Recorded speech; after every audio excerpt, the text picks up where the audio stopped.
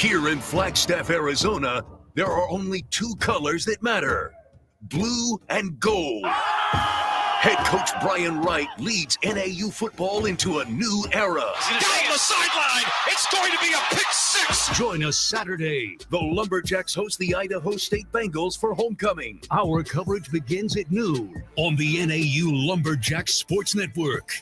NAU Idaho State on AM 1060 KDUS. Neon City Festival takes over downtown Las Vegas with art, food, and free performances by Alice in Wonderland, Neon Trees, Russell Dickerson, Seven Lions, and more. November 22nd through the 24th. Visit neoncityfestival.com. Take advantage of thousands of dollars in SRP rebates and discounts on energy-efficient home upgrades like new air conditioning units, windows, ducts, and insulation. Save money on your energy bill while also making your home more comfortable. SRP's network of participating contractors can guide you from start to finish and maximize your savings by combining Inflation Reduction Act incentives with SRP rebates. Learn more at savewithsrp.com. License number 146316. That's right. As long as it's inspected once a year, if your fire door fails to work as intended, we are responsible. No problem at all. We'll be right out. Jeannie, I want to make a wish. Hey, Tasha, what do you need? I wish that... Wait, still blue? Yes, but still can't do magic since the stupid cheating High Council took it away for not having my lamp inspected. Aw, Jeannie. Can't get it inspected till next month. Next month? How come ASAP is so fast? Because with our annual safety and adjustment programs, our customers have scheduled inspections every year. No rush needed. Shucks, you guys are so good at that. And if any door doesn't work the way it's intended, we are responsible for it. ASAP, commercialdoors.com. Tasha. Yes, Jeannie. What do you need? ASAP should get certified to inspect magical lamps. Right now, during the grand opening of Escalante, Fulton Homes' beautiful master planned community in Surprise, you can purchase new homes from the mid-400s. Learn more about Fulton Homes Escalante at fultonhomes.com. Fulton Homes. You're proud to own. We're proud to build. Primavera Online prepares high school students for a bright future with the Strong Mind Merit and Performance Award, which helps with college, trade school, certifications, and the military. Enroll in grades K to 12 at chooseprimavera.com. AM 1060 KDUS Tempe Phoenix and KSLX HD2 Scottsdale Phoenix.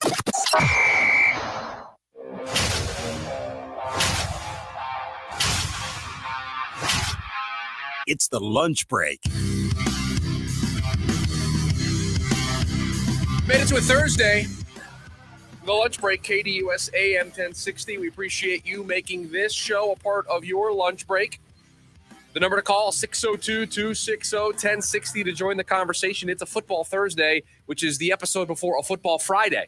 A lot of football days here on the show. We will get into some Thursday night football a little bit later on tonight. We have a lot of Cardinals stuff to get into. We're going to continue our preview of the Chargers game on Monday night. And it is the Cardinals where we start today's program because the head coach of the team, Jonathan Gannon, spoke today in front of the media. And we got some injury updates. So that is today's Daily Special. Time for our top story of the day. It's the Daily Special. It was Jonathan Gannon meeting with the media and letting us know that Marvin Harrison Jr., while still in the concussion protocol, will be practicing today for the Arizona Cardinals. That is a step in the right direction for a team that absolutely needs their star wide receiver out there. And we can debate and have the conversation of how they can best get him involved. And we certainly will have to have that conversation over the next couple of days in the lead up to this game on Monday night against the Chargers.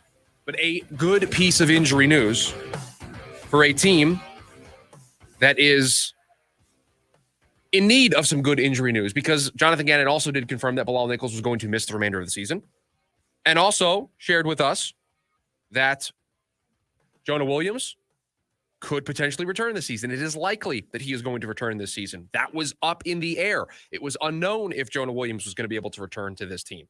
One of the big offseason investments that this front office made into protecting Kyler Murray, giving them bookend tackles with Paris Johnson and Jonah Williams. So him being able to return to this team can only be viewed as a boom to a group that absolutely needs all the reinforcements they can get.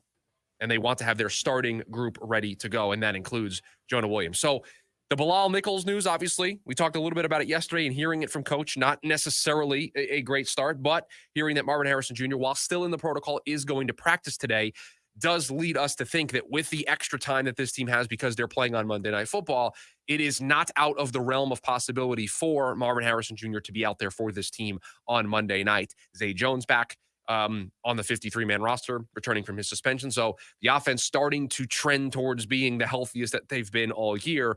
And when we talk about this Cardinals team, we talk about the offense leaving a lot on the table. Getting healthy kind of removes one of those stumbling blocks that have stopped them from maybe reaching the heights that we've expected from them this year.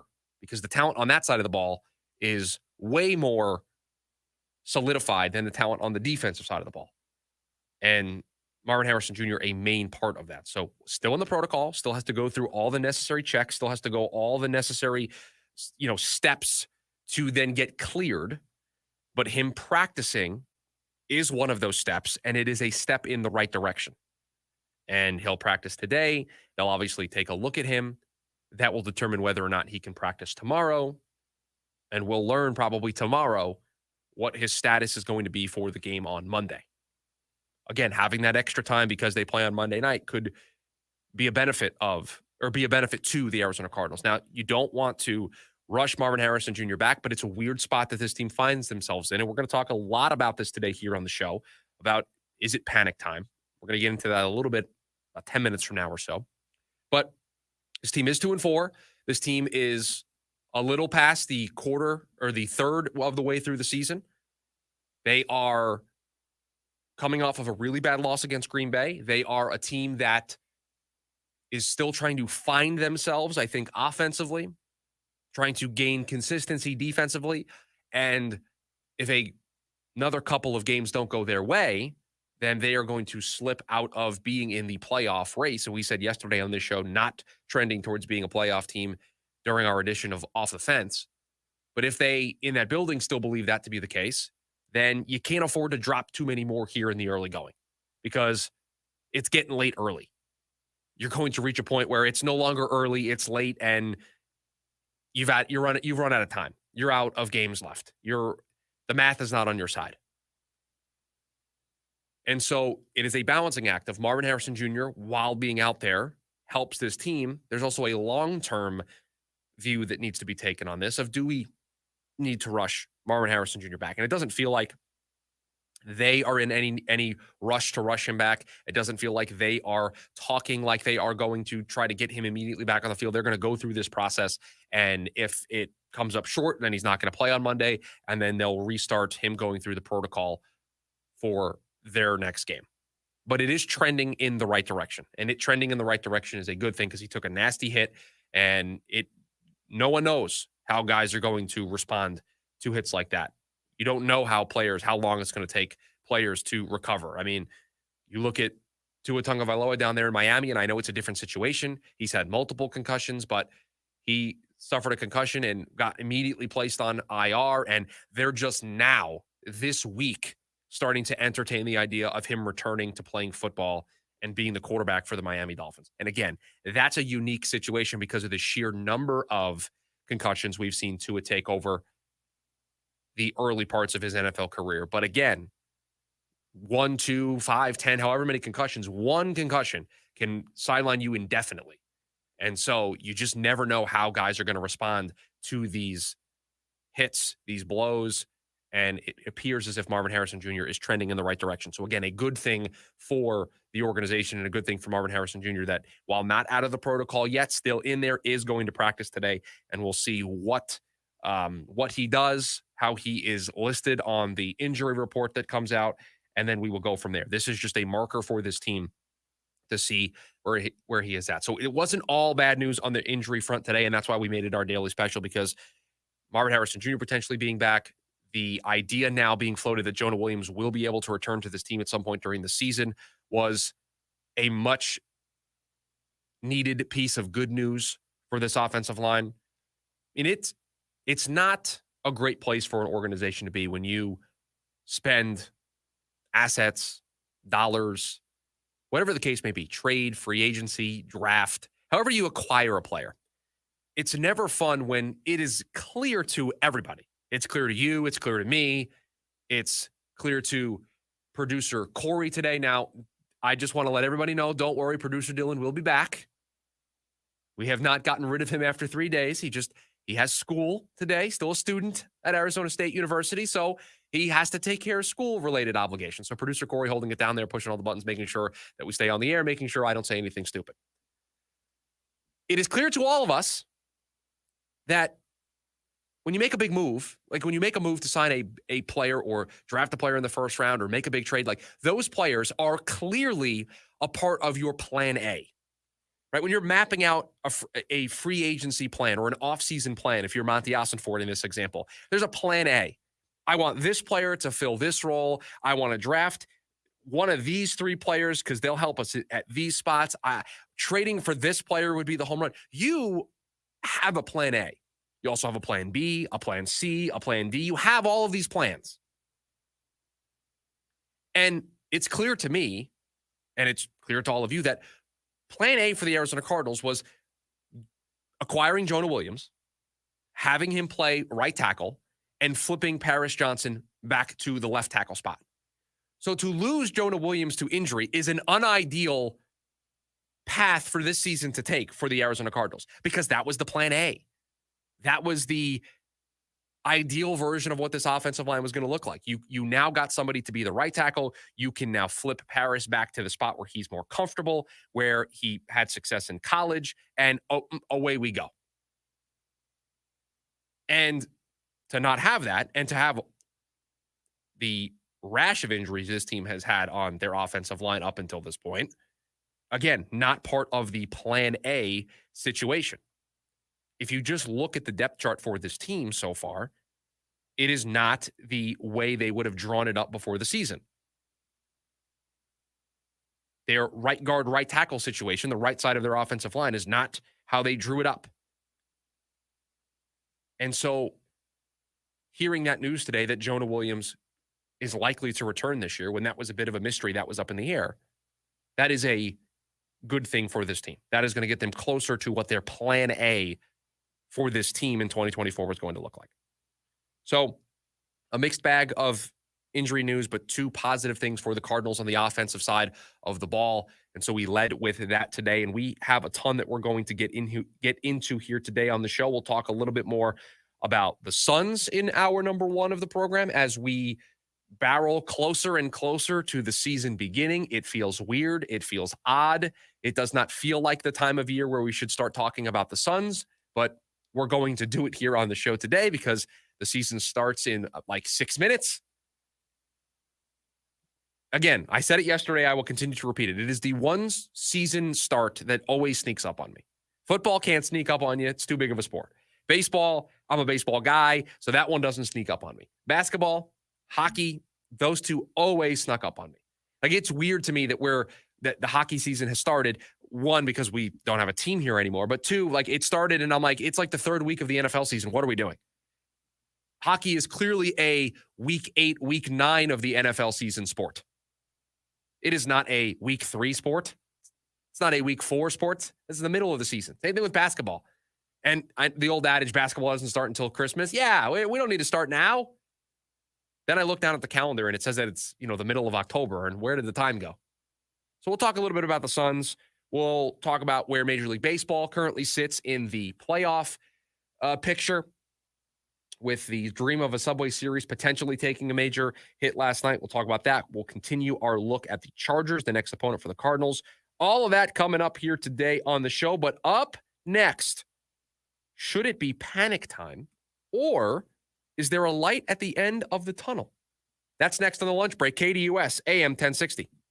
Carving out time in your afternoon for the Doug Gottlieb Show right here on KDUS AM 1060, 100.7 HD2, and KDUS1060.com.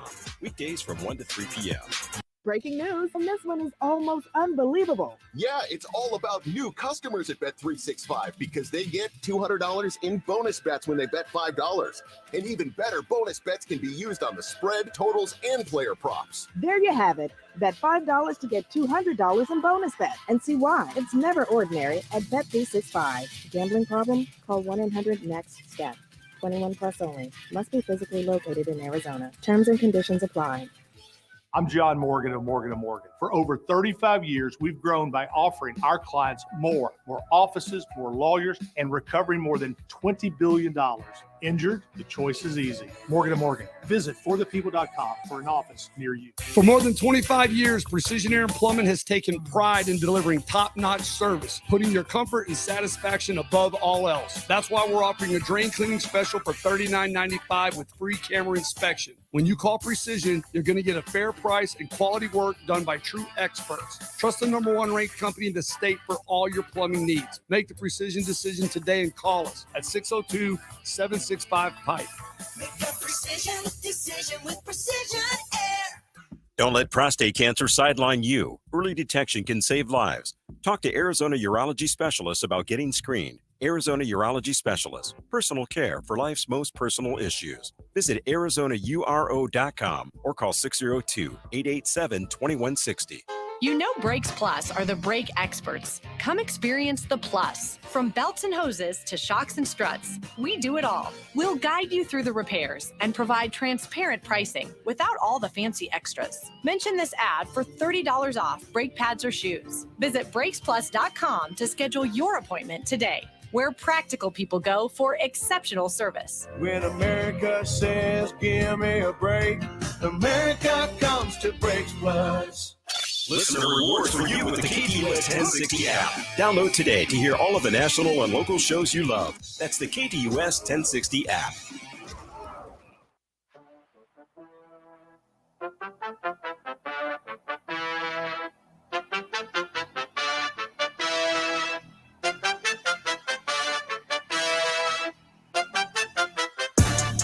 You heard the big voice guy. Download the KDUS 1060 app. What are you doing? Come on. It's 2024. Everybody's got an app for everything. We've got one here. You can listen to the show. You can listen to the podcast of the show. You can see the videos from the show. We even take the 2-hour show that we do here. We cut it up into segments. So if you just want to see all the stuff I talked about when it comes to the Cardinals, we got that for you. I mean, what are you doing? Download the KDUS 1060 app. And oh, by the way, there's stuff you can win there as well. And we'll have some more stuff to announce here down the road. What are you doing? It's 2024. Everyone's got a smartphone. Everyone's got 400 apps that they don't use. How about you get one on your phone that you do use? Because you're joining us every day here on the lunch break on KDUS AM 1060. Getting back into the Cardinals. And yesterday on the show, and if you didn't join us yesterday, every Wednesday we play a game called Off the Fence, where I am given a topic. I am given a set of parameters, whether they're statements, teams, whatever the case may be, and I have to make a decision. I have to get off the fence. I have to declare my position one way or another. And yesterday we looked at, after 6 weeks of the NFL season, I took 6 teams in the National Football League, and I said, are they a playoff team or are they not a playoff team? No, well, if they do this, they could be, or if this happens, they won't be. No, you had to stake your claim to whether or not these teams were going to make the playoffs. And, of course, one of the 6 teams that we did was the Arizona Cardinals. And I said yesterday that, no, I do not think this team is going to make the playoffs in 2024. They have too many things that they would need to show me have changed, and I don't know if they have enough time or the personnel to be able to do so. So, no. It felt very easy to put myself into the no camp when it came to the Cardinals. There's a story on The Athletic. Everybody loves a good panic meter. How panicked should I be as a fan of insert team name? And this story, I believe it was from Mike Jones of The Athletic, had the Cardinals on their panic meter under the headline, under the category of, or tier of, keep the faith. A team that should still keep the faith for their hopes in 2024. Now, that is a very positive way to spin it. That you could have made that case. I was unable to make that case yesterday here on the show in the context of the game, but you could make that case. And that case would look like the case that was made in the story of, hey, look at the two teams they beat. They beat the 49ers, who everybody thinks is a top team in the NFC. They beat the Rams when they were fully healthy. And their schedule coming up, they get to play a Chargers team that isn't a world beater in year one under Jim Harbaugh. Although the more I dive into this, the more this matchup just stinks out loud for the Cardinals. It's bad. It's not good. I talked about it yesterday.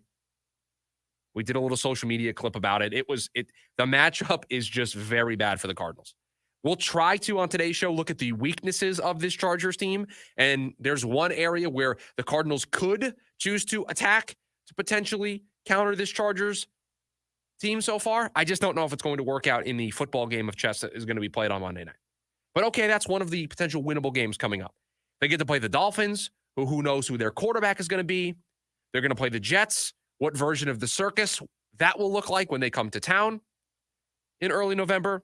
And the Bears. Is that a winnable game? The Bears are 4-2. I said yesterday I believed in what the Bears were showing me so far, and that I believe that their ceiling was higher, that they haven't even played their best, and they're 4-2. So I don't know how many of those games are winnable. But okay, if you want to make the case that it is a easier schedule than playing some of the teams that the Cardinals have played in the early set of the season through 6 games, I could buy that. I can hop on board. Where you kind of lose me with this story is the teams that the Cardinals paired themselves up with, or at least the story paired them up with. Again, keep the faith, meaning you should still believe in your team's ability to ride out whatever storm is hitting them right now, and they'll turn things around and they'll be in the mix. Here are the other teams that are associated with the Arizona Cardinals in that tier. The Cincinnati Bengals. There's so much different between the Cincinnati Bengals and the Arizona Cardinals. Bengals have a quarterback that I believe in more, have a coach. I won't say that I believe in him more, but he's just been there longer. There's more institutional knowledge there of them having these slow starts and overcoming these slow starts. So I can buy into them being able to turn it around because I've kind of seen them do it before. Joe Burrow, statistically, is awful the first month of the season. Always. And that's not even the side of the ball that's a problem for them right now. It's the defense. And so the defense has a defensive coordinator that is one of the best. He's the only guy that has any sort of counter to Patrick Mahomes and the Kansas City Chiefs. So 2 very different teams to find themselves in this same tier of keep the faith. I very much understand why you would keep the faith in Cincinnati. Joe Burrow's my quarterback. I have Jamar Chase, and my defense is coming off their best played game of the year. Yes, it was against the Giants, but they're going to turn things around. And the AFC is wide open. The Dolphins as a keep the faith team? Really? Now, I just said that I didn't buy the Cardinals being in the same conversation as the Bengals. I don't think the Dolphins are in the same conversation as the Cardinals. I have a coaching staff that I'm kind of out on. I have a quarterback that who knows when he's going to come back. I removed the if because they're talking as if he's going to return. So when he comes back, what does that even look like? Is the season too far gone at that point for them to be able to recover? Can Mike McDaniel keep that room together long enough for it to matter? Whereas with the Cardinals, we've got the quarterback. He's playing. They've got their skill position players. I don't have to worry about the coach needing to keep things together. This is a team that is still building under a new regime. So it's going to take some time. Mike McDaniel's been there for a couple of years now. This was supposed to be the year it all came together. They paid to in the offseason. This was the year they were supposed to, ascend. They were supposed to take a further step than they did last year, making the playoffs and going to play Kansas City in the negative 6-degree weather. They were supposed to go beyond that. They were supposed to win the AFC East. They were supposed to potentially play for an AFC championship game. Their offense was potent. Cardinals and Dolphins aren't on the same wavelength right now. Totally different places those regimes find themselves in. Now, these next 2 teams, okay, I could buy this. The Colts and the Broncos. Yeah, the Colts are kind of doing it with smoke and mirrors right now. They don't have Anthony Richardson, although one could make the case that Joe Flacco is moving the offense better than Anthony Richardson. But what really is this team? Are they kind of at their ceiling right now as an organization? The Broncos, rookie quarterback, their defense is great, but it's a slow start. But they have a good coach that you believe in. Those 3 teams, the Cardinals, the Colts, and Broncos, while having different versions of issues so far at the start of the season, I would lump those teams together as, yeah, you could make the case for those teams to keep the faith and make the playoffs because They're kind of up and down. They're roller coaster rides every Sunday. You don't know what version of the team you're going to get. But when all three of those teams are playing their best, they are tough to beat. The Colts, when everything is going, they're tough to beat offensively. A lot of talent. The Broncos, when that defense is on and Bo Nix is operating the offense the way Sean Payton wants them to, they've got talent. They can be a problem. It's just there are games where Bo Nix can't throw a forward pass, or the defense isn't as sharp, or whatever the case may be, and they don't play well. The Colts playing Joe Flacco, or Anthony Richardson turns the ball over a lot, or they're just not playing their A game offensively, and their defense isn't talented enough to overcome all of that. So yeah, those three teams I think are all together. They're all kind of teams that I look at and go, yeah, I could see the path. Probably not, but I could see the path. And the Seahawks were another team on this list. And with the Colts and the Broncos and the Cardinals, I think the reason why I feel comfortable grouping them together is I think preseason, there were probably very similar expectations for this group. Like, everybody thought the Colts could make some noise in the AFC because a healthy season of Anthony Richardson, that offense would have a dynamic to it that we saw glimpses of last year. And the AFC is going to be tough, but a couple breaks go their way. Some injuries happen to some other teams. They win some important head-to-head matchups. Yeah, we could see it. The Broncos, depending on the rookie season that Bo Nix has, they don't ask him to do too much. Their quarterback play can't really get any worse than it was the last couple years there. Their defense, we know what that's all about. Yeah, they could make some noise. The Cardinals, I think a lot of people thought after 4 wins last year, this team could make a jump. Another year for Kyler under the system. You had Marvin Harrison Jr., the offseason investments. There are a lot of people in this town, in this market, and even outside that said the Cardinals could win 8-9 games and, again, be in the mix in the NFC. So those three teams being together makes sense to me. The Bengals, people pick them to win the division. Dolphins, people pick them to win the division. And they're in this mess for a variety of different reasons. The Seahawks, again, another team that you probably could put into this mix with the Colts and the Broncos, but probably a step above because of the history that they have had with Geno Smith of having success. But new coaching staff, new philosophy, new era, has their offense hit a ceiling. They still have talent, but you just don't know. And so let's tie all of this back into the tease that I led off with going into the last break. Should it be panic time, or is there a light at the end of the tunnel? And because we can do this today and I couldn't do it yesterday, I'm going to be on the fence on this one. So yesterday I couldn't do it. I had to say no playoff. Today we're going to just be right on the fence. We're just going to sit there because I don't think it's panic time. They have a chance to win the game on Monday. It is a winnable game. They're not going up against the undefeated Dolphins team. They're not going up against the 86 Bears defensively. They have a chance to win these games. And I think the other end of the coin being, is there light at the end of the tunnel, meaning this team's going to all of a sudden go on a run and they're going to completely surprise us and we're going to feel totally different about this team. And we're probably somewhere in the middle. We're not going to panic, but it's going to be a bumpy ride over the next couple of weeks.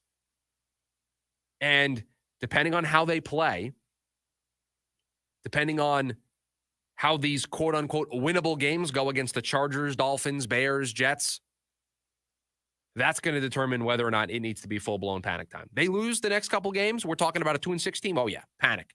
Sound. I don't even have a siren yet. We're working on getting me some sound effects in here. Alarms just going off. That's what it would be at 2-6. Right now, nah. You know how there are, I think, two kinds of people in this world, Producer Corey. I think there are types of people who have the alarm that has to be the loudest noise possible, and that's me. It has to absolutely wake me out of a deep sleep for me to be able to be awoken and get ready for the day. And then there are people like my fiance who it is just like nature sounds, and it's birds chirping, and it's a slow build towards being able to be awoken. Right now, I think the alarm that we're sounding for the car, it's that slow build. It's those nature sounds. It's not full alarm yet. It's 7:30. You've missed the first 4 alarms, and now we're not there yet. We are nature sounds as the slow build alarm that, yeah, probably it's time to wake up. Like, let's get this going, but it's not like we haven't missed the first 3 alarms and we're going to be late to work yet. We're not there yet. We're getting close, but we're not there yet when it comes to the Arizona Cardinals. Coming up next, little Suns talk. Are the Suns in line to have a top 10 offense in the NBA next season? That's next on the lunch break. KDUS AM 1060. Have you downloaded the KDUS 1060 app yet? Download today and get all of your favorite local and national shows right on your phone. Your phone's blowing up, but you're in the driver's seat. Ignore the buzz, keep your eyes on the street. No text back, no scroll, just let it wait. Attention on the road, that's the only way. Phone's blowing up, but you're in the driver's seat. Ignore the buzz, keep your eyes on the street. No text back, no scroll, just let it wait. Don't drive distracted.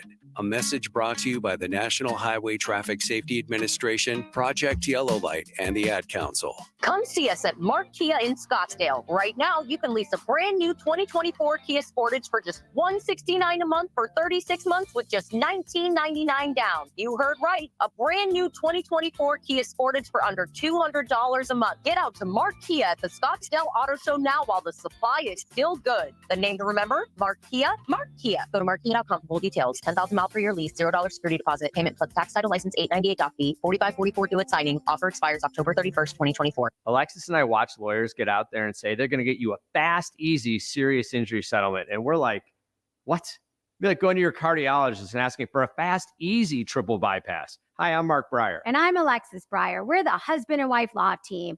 Fast and easy settlement actually is less work for the lawyer and less money for the client. And you know who promises you that? People who don't want to get out there and fight for you when you need them. Do your research after a serious injury. Call the husband and wife law team first. Are you passionate about preserving Arizona's most precious resource? Dive into a rewarding career in water resources technology at Gateway Community College. With hands-on training, expert faculty, and state-of-the-art facilities, receive the education you'll need to start making waves in your new high-demand career in water resources or wastewater treatment. Enroll now and make a splash with Gateway's Water Resources Technology program. Visit gatewaycc.edu/water. That's gatewaycc.edu/water to get started. You want Jersey Mike's signature sub, you get a number 13 original Italian. You want a dramatic radio idea? You get me. Like this. I'm the 7th-string quarterback, and the other 6 quarterbacks go down. The coach yells, DeVito, you're in. The crowd is worried until I throw a touchdown. But the other team is celebrating. Apparently, I threw the Jersey Mike's number 13 original Italian I was eating on the sidelines. Whoops. The number 13 original Italian, Jersey Mike's, a sub above. At Affordable Dentures and Implants, their Snap Secure dental implants will let you eat and speak with confidence at a price that's affordable. So if you think you can't afford dental implants, think again. Their 6 practices in the Phoenix area are open to serve you. Schedule a free new smile consultation by calling 1-800-DENTURE or visit AffordableDentures.com. That's 1-800-DENTURE or visit AffordableDentures.com to find the practice near you. Schedule your new smile consultation today. Services provided by an Arizona licensed general dentist. Affordable Dentures and Implants. Go ahead and smile. Go ahead and smile. Football fans, it's Mellow Monday, so join the Rooster at Mellow Mushroom off the I-17 and Happy Valley Road between 5 and 6 p.m. every Monday night during football season.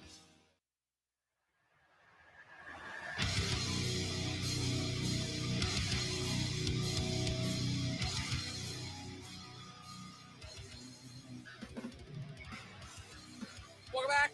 Lunch break. Chris Schubert here with you. 602-260-1060, the number to join the conversation. It's a Football Thursday before a Football Friday here on the show. We'll take a timeout from the football to talk a little basketball with the Suns season getting underway here in just a couple of days. And I venture to guess that there is some calm optimism surrounding the Phoenix Suns this year. It's not full-blown optimism the way it might be in other NBA cities across the country. I don't know if there's the optimism that is had in Boston, if there is the type of enthusiasm and optimism and excitement that there is in New York for the Knicks.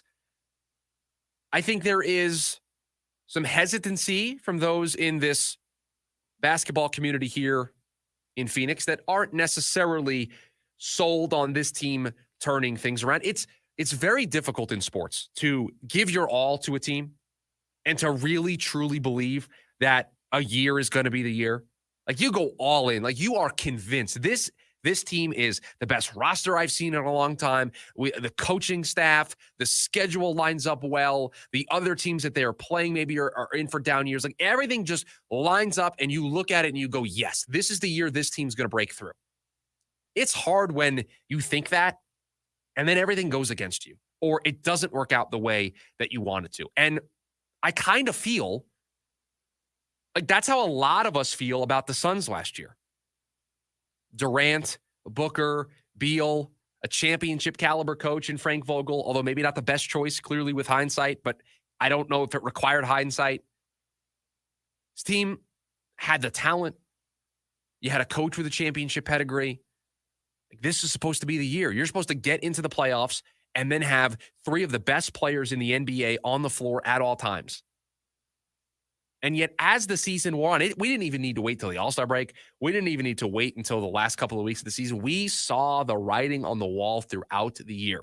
This team had a problem scoring in the fourth quarter. This team had a problem turning the ball over. They didn't have a point guard to steady things as the season went along. Like, how many times did this team have a close, tight fourth quarter contest and you were screaming at the television that they needed a veteran point guard that could slow the game down a little bit? To have the veteran presence of, okay, this is kind of going against us now. We need to turn this boat around. And time and time and time again, they didn't have that. And so this offseason comes around and there are debates all over sports talk radio here. There are debates on podcasts, media, you name it, the debates were had. What does this team need to look like in 2024? Can they run it back? Should they run it back? What would running it back even look like? If they don't run it back, what moves to be made? And I kind of hinted at this earlier in the week throughout our Suns conversations, but I was not necessarily on board with the idea of running it back from a personnel perspective. Now, I will say this. I think it is unfair to look at the current state of the roster for the Suns in 2024, 2025, and say they've completely run it back. Now, if by run it back you were saying that they needed to trade one of the three stars, then yes, they absolutely ran it back. But this team addressed their major need at point guard. They addressed their major need in the draft with a wing player that can play some suffocating defense. So they are not running back the same crew, the same philosophy, the same methodology with the same coaching staff. It's not a complete overhaul. It's not a tear it down. It's more of a adjustment, a tweak. But I think the tweaks and the adjustments that they made are going to allow us to see this team reach the thoughts we had of them last year. Now, I'm not going to convince you or tell you to buy all in again, because I'm not. I'm taking a wait and see approach with the Suns in 2024. You got to show me something. You had your chance last year, had all the talent. We're supposed to just take the Western Conference by storm, and then you did what you did in the postseason. You did what you did in the second half of last year. So you got to show me. You got to show me that it's different. You got to show me that the additions of Tyus Jones and Monte Morris give them the veteran point guard role that is going to help clean up those issues. You got to show me that the addition of Mike Budenholzer as the coach and his philosophical changes to this offense in terms of shooting more threes and not taking so many mid-range jumpers is going to lead to a better fourth quarter result for this team. I was doing some digging today into some numbers for this segment, and the Suns top 5 team in first quarter, second quarter, third quarter scoring all of last year, right? Like they were elite. Fourth quarter, not very good. And I didn't need a stat to show me that. I could see it with my own eyeballs. They were not a good fourth quarter team. And so when I see stories like the one from CBS Sports that I saw yesterday from Sam Quinn that is projecting where all 30 teams are going to finish offensively in 2024 and 2025, to see the Suns inside the top 10, to see them as a team that was 10th in offense last year, 116.8 points per 100 possessions, and to see them projected to be number 8 this year, I had 2 different reactions to that ranking. One was, well, they better be. They better be a top 10 offense because they have the same players who are going to lead the team in scoring. The 3 guys that are going to be behind the engine the straw that stirs the drink, they're still here. Devin Booker's still here. Kevin Durant's still here. Bradley Beal's still here. And so you add on top of that they've fixed their point guard problem by adding Tyus Jones. Grayson Allen's still here. So they have a group that should be able to score just as much, if not more, than last year. And I'm extremely fascinated to see what the starting lineup looks like and what the rotation looks like. And preseason doesn't really give us a good gauge of that. But I'm extremely fascinated to see what the rotation and what the rotational minutes look like for this team.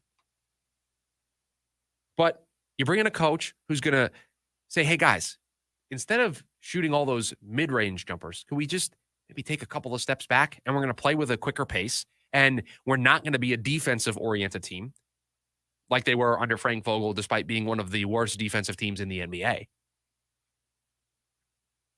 So we're going to switch gears. We're going to take an offensive approach, and our offensive approach is going to be we are going to shoot threes all night long, just all the time.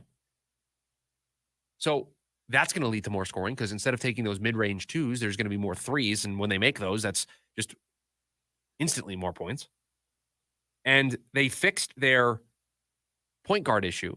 So there aren't going to be as many turnovers, which means they should get more possessions throughout the course of the game. So they're going to clean up some of the mistakes that held them back offensively when they were a top 10 team. So yeah, of course they should. Why shouldn't they? Everything is telling us that they're going to be a better offensive team. But then there's the second thought, and it's the thought that this story points out from Sam Quinn, that putting them at number 8 is kind of splitting the difference, because if they get hurt, which these three guys are known to do, then they don't have the depth to be able to keep up offensively. If everybody's healthy for the entirety of the season, then I think 8 is too low. They're going to be one of the more fun watches when we get.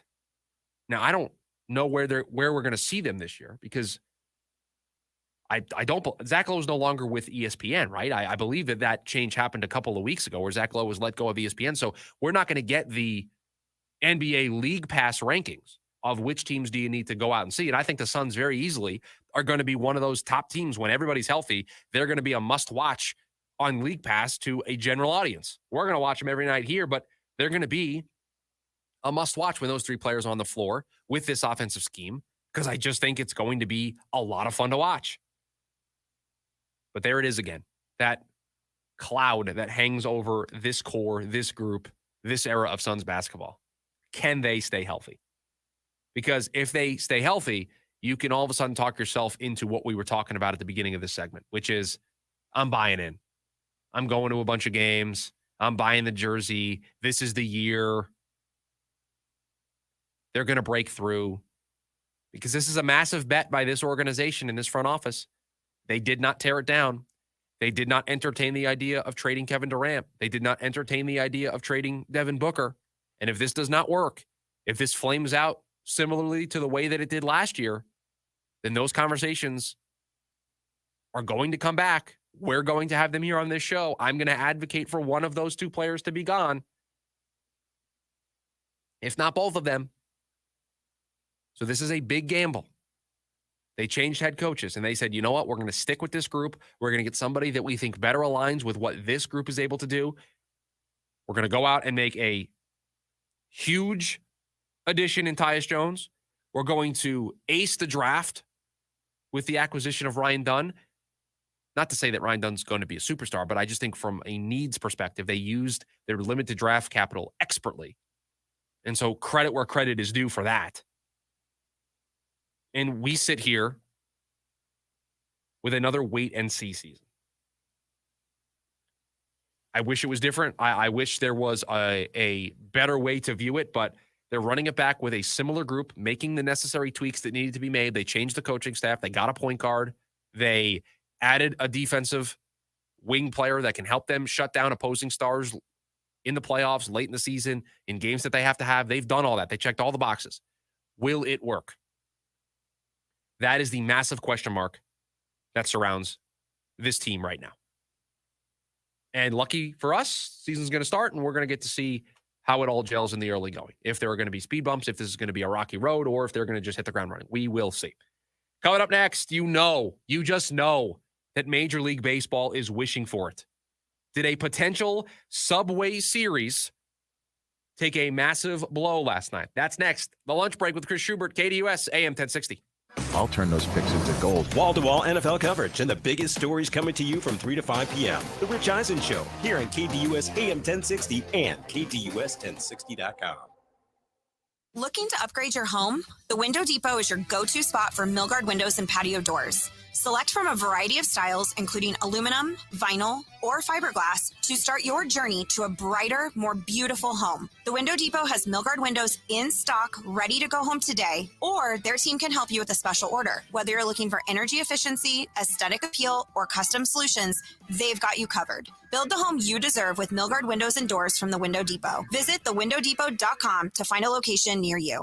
Don't let erectile dysfunction impact your performance. It's a common medical condition, and there's no shame in seeking help.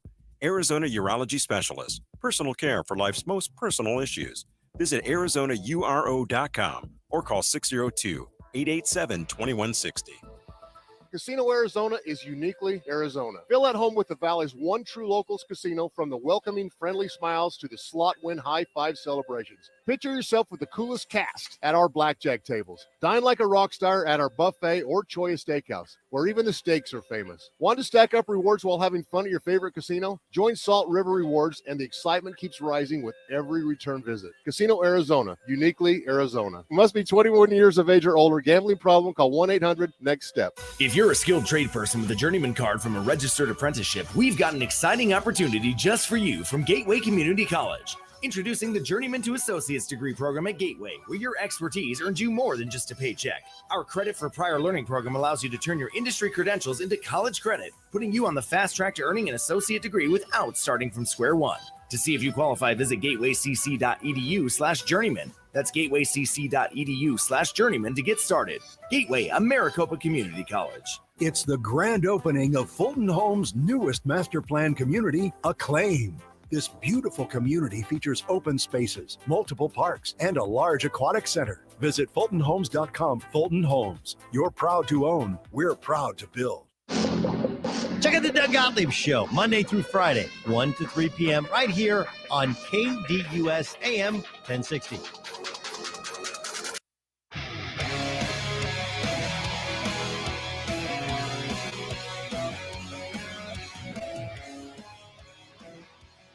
Welcome back. The lunch break. Chris Schubert, hour number 1, almost in the books, which means we move closer to football being back with Thursday Night Football, and we'll talk about that game in hour number 2. And oh boy, is Thursday Night Football back, baby. We are back in a big way with the matchup that we have tonight.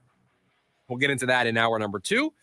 602-260-1060 is the phone number if you want to join the program. Your thoughts on anything that we've been talking about so far. Suns, Cardinals, the baseball playoffs, which we're going to get into here in just a little bit. Whatever's on your mind, 602-260-1060 is the phone number. And let's talk about the Major League Baseball playoffs, the league championship series that are going on. And I did jokingly say it in the tease, although I don't know how much of it is a joke, that you have to think that somewhere deep down, those in charge in the Major League Baseball offices in New York, whether that is Rob Manfred, whether that is the people that work underneath him, just anybody that is in a executive level role at the Major League Baseball offices, is probably rooting for the idea of a Mets-Yankees Subway Series World Series. Super easy logistically. I don't have to worry about any of the logistics. Just take a bus ride across to either stadium.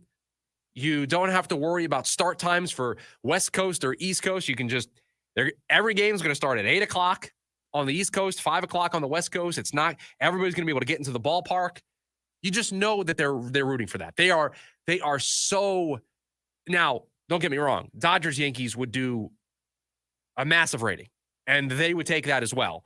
But the idea of you have a East Coast team about as far east as you can get, a West Coast team about as far west as you can get, those logistics are not easy. Those logistics are not the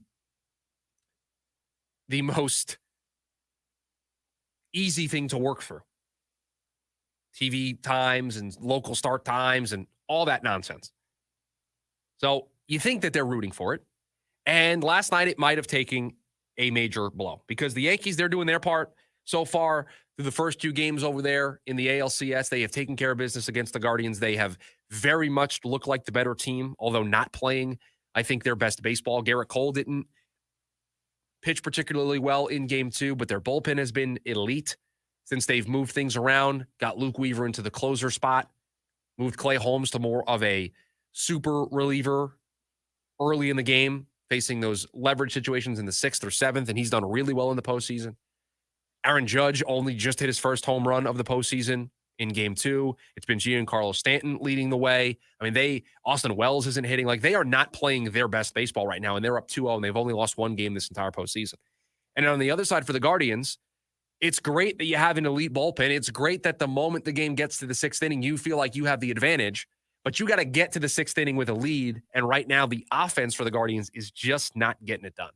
Because despite what I said about Garrett Cole, the Yankees were leading that game late. And so they aren't playing into the hands of the Cleveland Guardians and what they want to do with their pitching staff. And so the strength of the Guardians is to get a lead early, hold on to that lead, and hand it over to a bullpen that will shut the door very quickly. Well, they just haven't been able to do that. But that series is 2-0, and while the Yankees have looked dominant, I will continue to say series doesn't truly start until somebody wins a road game, and the Yankees held serve and 1-2 at home. So series not really started yet. If the Yankees win game 3, okay, then we're going to start to have a conversation about the brooms coming out and the Guardians not being a worthy, well, I shouldn't say worthy, they deserve to be there, but not being a opponent that is up to the caliber of the New York Yankees, and the Yankees having a relatively easy path to the World Series. But the Yankees are doing their part. They're 50% of the way there to this Subway Series that is probably being dreamed for in the Major League Baseball offices. Well, the other part of it took a big hit last night as Game 3 of the NLCS at Citi Field went very similarly to Game 1, but also very similarly to Game 2, because for the 3rd straight game of this series, a team has gotten out to a 6-run lead, a 6-0 lead or more. In Game 1, the Dodgers won that game 9-0. In Game 2, the Mets had a 6-0 lead at one point over the Dodgers before ultimately winning 7-3. And then in Game 3 last night, it was an 8-0 victory for the Dodgers. That the score isn't necessarily indicative of the game being very close early and the Dodgers working out of some trouble and the Mets not taking advantage of a bunch of opportunities. And so the Dodgers, 50% of the way there. Those 2 teams are going to meet again tonight. So you got Game 4 of Mets-Dodgers. You have Game 3 of Yankees-Guardians. And if the Mets are going to keep this dream alive, keep this miracle run that they have alive, keep this MLB dream alive of a potential Subway Series, got to have tonight. Can't go down 3-1. Because I don't know if there's any team right now in baseball that could take on the Dodgers and this lineup hitting the way that it is hitting right now and win 3 games in a row. I just don't see it. When the top part of the lineup is Shohei Ohtani, who hit just a moonshot last night, Mookie Betts, and Freddie Freeman, just MVP. With the offense clicking the way that it's clicking, Kike Hernandez is showing his postseason medal. Max Muncy is on an insane run. Like, they are just firing on all cylinders offensively. They got a great start from Walker Buehler last night, who has been one of the sore spots in their playoff rotation. If that's the performance that they're going to get on a night-in, night-out basis, going down 3-1, you're not coming back from that. So got to get this one tonight if you are the New York Mets. Have to even things up at 2-2. Then the dream, I think it's not a nightmare anymore. It's a dream again that a Subway Series, World Series could be on the table, which we've had once before in 2000 between these 2 teams, and could potentially be on the docket, be on the menu once again. But have to find a way to win this game tonight if you are the New York Mets. And I will tell you that these LCS series are interesting to watch. And I'll try to take a step back. And if you're watching on the YouTube side of things, you can see the hat that I'm wearing. So you know that I'm not necessarily an unbiased observer of one of these series. But I will try to take the 10,000-foot view here for just a second, because I do think it is important to note that while the divisional series round on the National League side of things was full of drama, full of excitement with the Dodgers, Padres, Phillies, Mets, and it was just wall-to-wall drama, wall-to-wall excitement. You had to watch every single game of those series. I don't know if I feel the same about any of the games so far in either LCS, because on the National League side, they've been 3 blowouts. Early lead for the Dodgers in game 1. Mets don't put anything up. In game 2, yeah, the Dodgers made some noise late, but it was 6-0 in the second inning. In game 3, it was 4-0 in the 6th inning. It was 7-0 in the 7th inning. Like, these games were uncompetitive late. There's nothing better than postseason baseball in the 7th, 8th, and 9th innings. 9 outs to get, and you've got a 1-run game, 2-run game, tie game, whatever the case may be. When it is one guy on, one guy at the plate could absolutely make the difference between a home run, tying a game, giving a team a lead, or, whatever the case may be. We haven't had that drama. You've had a little bit of it in Guardians Yankees, but not a ton. Yankees have felt in control of that series despite what the scores may have looked like inning by inning. They have just always felt like a team in control. And so there has been a lack of drama so far. There has been a lack of those late game heroics, those late game moments where the crowd is going nuts because a reliever got a big out in a 2-1 game in the bottom of the 8th, came in and got Shohei Ohtani out if you're the New York Mets, or struck out Francisco Lindor. And there just isn't those late game theatrics in this round of the playoffs. Now, plenty of baseball left, at least 2 games on the NLCS side, at least 2 games left on the ALCS side. So there's 4 more opportunities for us to have that drama, for us to have that excitement. But so far, it has not been there. And at least in the NLCS, which is the series that I've been watching a little bit more closely. Again, check the YouTube channel. You'll understand why. The hat that I'm wearing, it is of one of the 2 teams, and it is not the team that is in LA. How about that? Does that give it away for you where my rooting interests lie in the NLCS? But watching the 3 games that I've watched, it has felt like by the 5th or 6th inning, the game's kind of over and you can kind of just sit back and casually watch. It's very hard to casually watch a playoff game that your team is involved in, but they've kind of been casual watches because they get to a point where these games just don't matter. One team's in full control and there isn't even an attempt at a comeback. There isn't even an attempt at things getting dicey and a manager having to make some tough decisions. So if Major League Baseball still wants their dream to come true, if they still want their logistical nightmare-free ratings bonanza, New York versus New York, Mets versus Yankees, throw it back to 2000, Subway Series, World Series. Those chances took a big shot last night, and they could potentially end tonight, although it wouldn't be an elimination if the Mets lost tonight, but I certainly think that would end the Mets' ability of holding up their end of the bargain and putting themselves into the World Series. So a really important one tonight. This Mets run has been incredibly magical. It has been filled with moments where the moment you count the team out, they find a way to bring you back in. And we'll see if they have one more of those moments tonight to draw the series back to 2 and at least force one more game out there in LA. I'm not ready for the season to end, just to put my own personal feelings out there. I am not ready for the season to end for the New York Mets. I would like it to continue. I would like to watch my team continue to play in a pennant race, in a championship chase. That would be enjoyable for me, because I wear this hat in the office almost every day during this run. And I can't tell you how many people have come up to me in the building and they're like, man, you must be having a great time. Like, oh, that game last night. Yeah, it's been a lot of fun. Last couple days, man, maybe not as fun. I would like it to get back to the fun part. And this is probably what Diamondbacks fans felt during the World Series last year. It's probably what you felt during the D-backs run up until the World Series and then during the World Series, that disappointment of, oh man, this was so much fun and it has to end in disappointment. Like that sucks. It's not a fun feeling. So we will see if the Mets will be able to rebound tonight and keep that series going. So we can, honestly, just so we have more playoff baseball, we can have more of the excitement, the drama. Maybe that'll increase the drama level the remainder of the series. Hour number 1 in the books. Hour number 2, we'll talk about the Chargers. The one weakness that they might have that the Cardinals can exploit. We'll play some Kyler Murray clips. He was on a podcast. I thought he said something very interesting. We'll preview Thursday Night Football. All of that, hour number 2 of the lunch break next. KDUS AM 1060.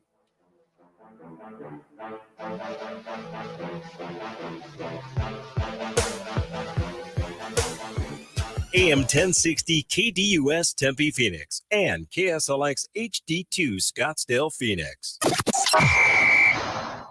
Sunday on the Las Vegas Raiders Radio Network, the Silver and Black hit the road to face the Los Angeles Rams. Hi, this is Tim Cates. Join Jason Horowitz and Lincoln Kennedy for all the action as Max Crosby and the Raiders look to get back on track after a tough loss at home to the Steelers. They now head to Southern California to square off against Matthew Stafford and the Rams. Raiders, Rams. If it's the NFL, it's right here. Raiders football on AM 1060 KDUS.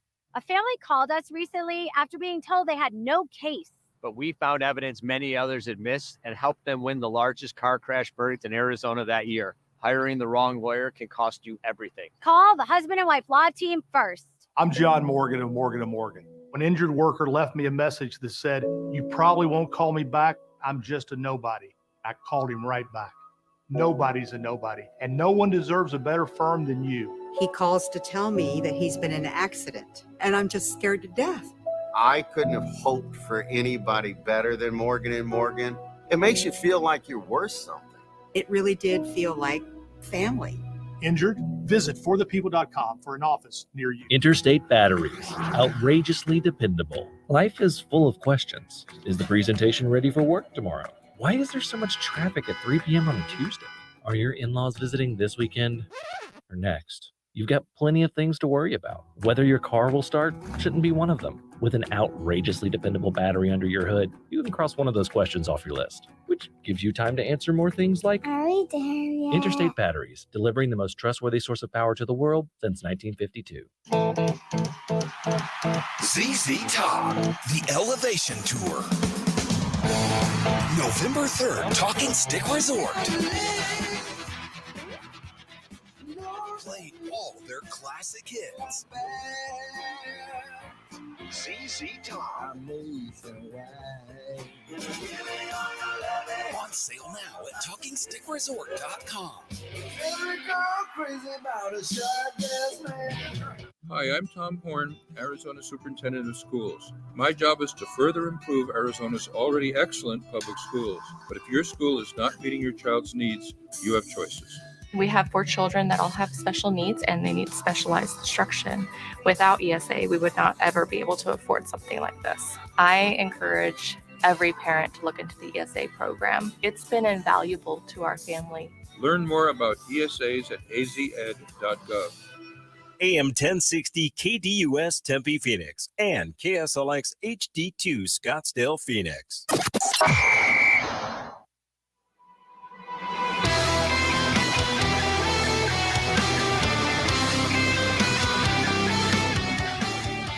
Welcome in.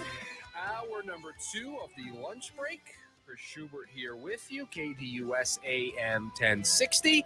However you are consuming the show, whether you're joining us on the AM side of things or joining us on the YouTube side of things, the podcast, the app. Probably should have led with that. Download the KDUS 1060 app. Super easy way to consume all the content in whatever form you want, video, audio. You can catch the show live. Just a lot of stuff. Just download the app. They just make it incredibly simple and easy on yourself. You probably have 35 apps that you don't use. Download one that you will use because you can join us every day here on the lunch break. And we thank you for joining us on what is more than likely your lunch break on our lunch break. The phone number to join the conversation, 602-260-1060. That is how you can get in contact with producer Corey. And then producer Corey is the ultimate gatekeeper. He determines whether or not you can come on the air. That's it. If you get by him and his standards, then easy. I'll let you on to the show. But if you can get by him, he is the gatekeeper for the lunch break. You have to. Okay. See, there you go. Those are the standards that you have to get by. So if you want to give it a shot, 602-260-1060. If you want to talk Cardinals, you want to talk Suns, Diamondbacks, whatever's on your mind here today on the Football Thursday ahead of a Football Friday. And speaking of football, I didn't get to this in hour number 1. In fact, it was supposed to be the thing I started the show with, and I didn't because there's just so much going on today that I didn't get to it in hour number 1. So we're going to start hour number 2 with it. And It was Kyler Murray going on a podcast. And I believe it is the This Is Football podcast. And producer Corey, we've got that ready to go. It's okay. Okay, so I'll set this up for everybody. So Kyler Murray on a podcast. This is Football podcast. And he is talking about his performance. He was asked, and I believe the podcast host is Kevin Clark.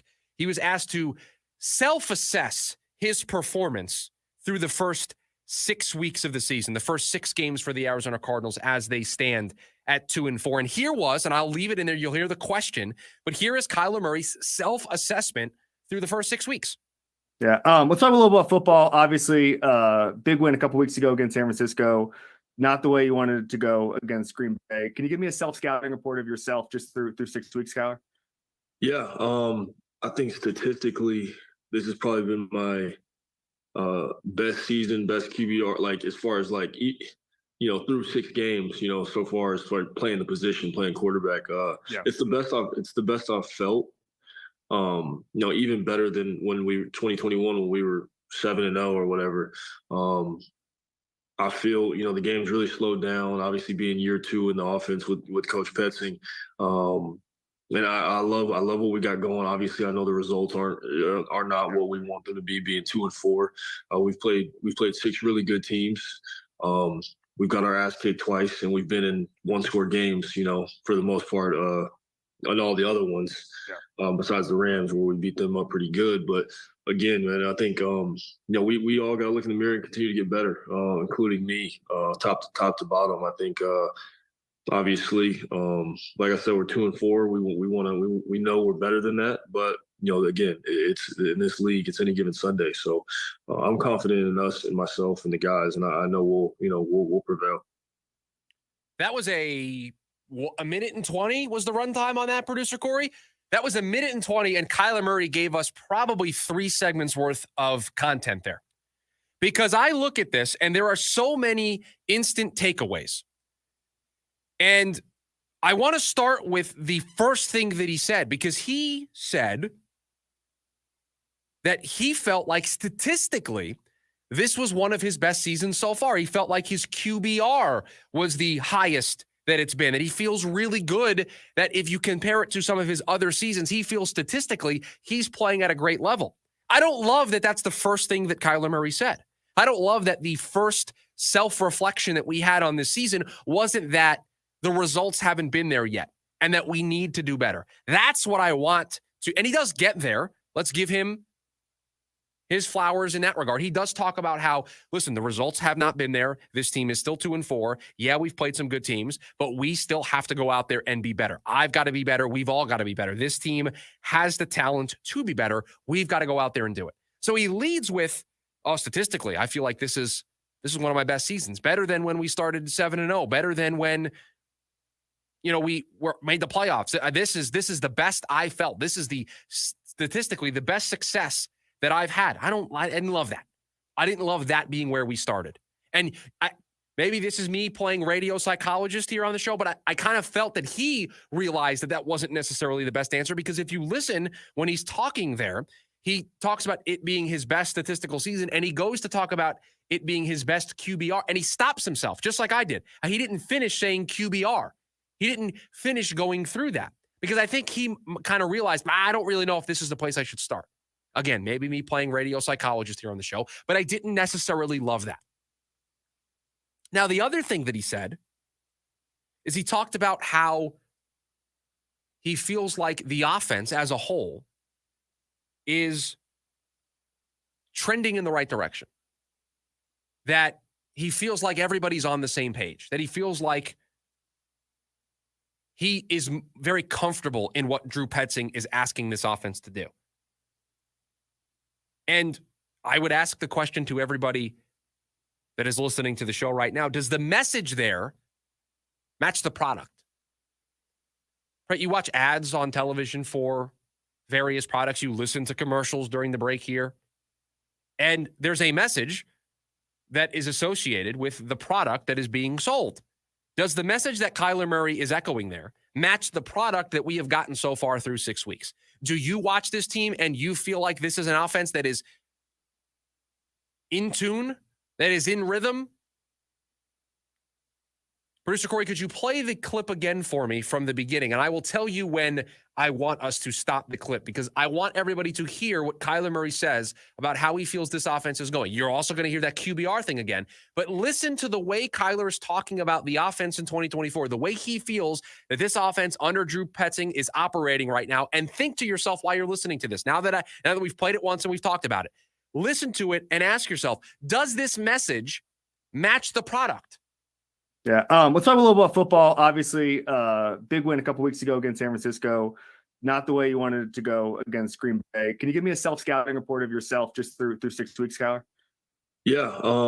I think statistically, this has probably been my best season, best QBR, like as far as like, through 6 games, so far as for playing the position, playing quarterback. It's the best I've felt. Even better than when 2021, when we were 7-0 or whatever. I feel, the game's really slowed down, obviously being year 2 in the offense with Coach Petzing. And I love what we got going. Obviously, I know the results are not what we want them to be, being 2-4. Okay. We've played. So he talks about how this is the best he's felt in an offense, that he feels like the game is slowing down for him. When players talk about the game slowing down for them and the game being in slow motion, they normally are saying that when they are executing at a super high elite level. The broadcasters talk about it. Oh, the game's really slowing down for Patrick Mahomes. He's able to just find Travis Kelce in those big moments. Do you feel that when you're watching the Arizona Cardinals right now? Is that the sense you get? Are you watching an offense that feels like it is slowing down for the quarterback? Does it feel like an offense that is the best that Kyler Murray has looked statistically, the best he has felt playing the position? And I do not want to pick on Kyler here, but he said this, and it just doesn't feel like it's matching what we're seeing. Statistically, this offense is outputting a lot of similar numbers to 2023. And we would have never said any of the stuff that Kyler said in that clip about the 2023 offense. And so I like that he feels like it's slowing down for him. I like that he feels very comfortable in it, but the results have to be better. If you do feel this comfortable, then I want you to feel a little uncomfortable, because these results are not what we need to see from this offense. If this team is going to turn it around, if it is going to start on Monday against the Chargers, then him feeling comfortable, him feeling that the offense in the game is slowing down for him. And again, that's a good thing. When players say that, that to me is the ultimate sign that they have a handle on the offense as a whole. They have a handle of the verbiage. They have a handle of the way the coach is going to call a game. That's good. That relationship between play caller and offensive coordinator and quarterback is paramount to an offense's success. That's a good thing that he said that. But we're just not seeing results that match that yet. Now, this could be Kyler Murray being a fortune teller and telling us what the future is going to look like, that they feel that they are just on the other side of breaking out and going on a run where they look like a team that is in full control of what they're doing. But we're spending time talking about how to get Marvin Harrison Jr. more involved, how to balance getting Trey McBride and Marvin Harrison Jr., and now with Zay Jones being back, feeding all of the mouths of this offense and keeping everybody in flow, in rhythm, keeping the offense on schedule. It doesn't feel like an offense that is slowing down. It doesn't feel like an offense that is run by a quarterback who is the best he's ever felt. The message doesn't match the product. And it could, again, we could be on the other side of this offense turning things around, and we could see it on Monday. It's certainly possible. But it just doesn't feel like that's the case. It doesn't feel like we are on the verge of a breakout for the Arizona Cardinals. It feels like a team that is still trying to find themselves. Like I said, a 1 minute and 20-second clip from Kyler Murray gave us a ton of content there. And there was another cut that I didn't get a chance to completely go through and grab, but he said a lot about where this team is at this season. And again, I let me leave on this. I think Kyler has done a great job maturing as a leader, and I think he's a better leader than he was when he first got here. And I am not saying that anything he said there is wrong, But I just feel like that message isn't matching what our eyes are telling us. And at some point, if that continues to be the message and the results continue to be what we're seeing, then I start to think that if Kyler Murray's future here has an expiration date sooner rather than later. Coming up next on the lunch break, if the Chargers have a weakness, what is it? And how can the Cardinals attack it? That's next on the lunch break. KDUS AM 1060. Bringing you the latest sports topics weekly right here on KDUS AM 1060 with me, the Doug Gottlieb Show, 1 to 3 p.m. Breaking news, and this one is almost unbelievable. Yeah, it's all about new customers at Bet365 because they get $200 in bonus bets when they bet $5. And even better, bonus bets can be used on the spread, totals, and player props. There you have it. Bet $5 to get $200 in bonus bet. And see why. It's never ordinary at Bet365. Gambling problem? Call 1-800-NEXT-STEP. 21 plus only. Must be physically located in Arizona. Terms and conditions apply. Hey, diamond lovers. Shane Company knows fine jewelry. That means a lot when you're looking for a dream engagement ring, a beautiful keepsake, or the perfect gift. When it's this important, you want someone who knows exactly how to work with your budget, not against it. Someone who knows you deserve a piece more beautiful than you've ever imagined. Through 4 generations as a family business, we've always sourced our diamonds and gemstones directly, cut out the middleman, and passed the savings on to you. Come see us in store and compare our wide selection of diamonds, rubies, and a rainbow of sapphires in different shapes and sizes. So many in stock and ready to take home today. Create your dream engagement ring in 3 easy steps, or pick a perfectly preset ring that's created by our in-house design team. Browse our selection of fine jewelry gifts for everyone in your life, from diamond and gemstone studs to must-have tennis bracelets and beautiful birthstone necklaces. With our everyday competitive prices and unmatched free lifetime warranty, Shane Company is your go-to destination for fine jewelry. Visit shaneco.com and come in to see for yourself. Shane Company, your friend and jeweler. When you enter a place of business, you're owed a legal duty that the place of business is safe for you to shop in. I'm John Morgan of Morgan & Morgan. If you suffered an injury at a place of business, our duty is to protect you after that harm. Morgan & Morgan, for the people. Unbelievable savings at Superstar Car Wash. Lock in unlimited car washes for just $15 a month with our Clean Plan. Available at any of our 51 Arizona locations or online. Visit superstarcarwash.com for details. Terms and conditions apply.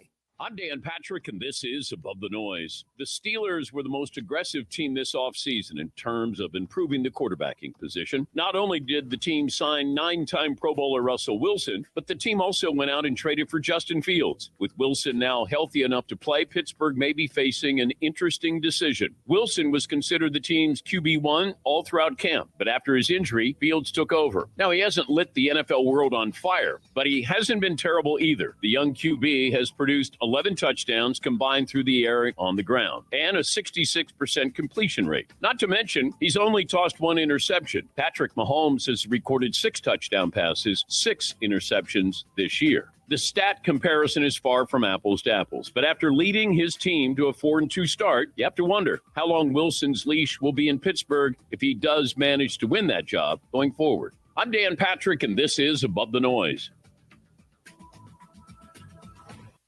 Don't you hate it when your fantasy football season is over before it really began? Like your running back tears his ACL or QB1 is out to lunch this year?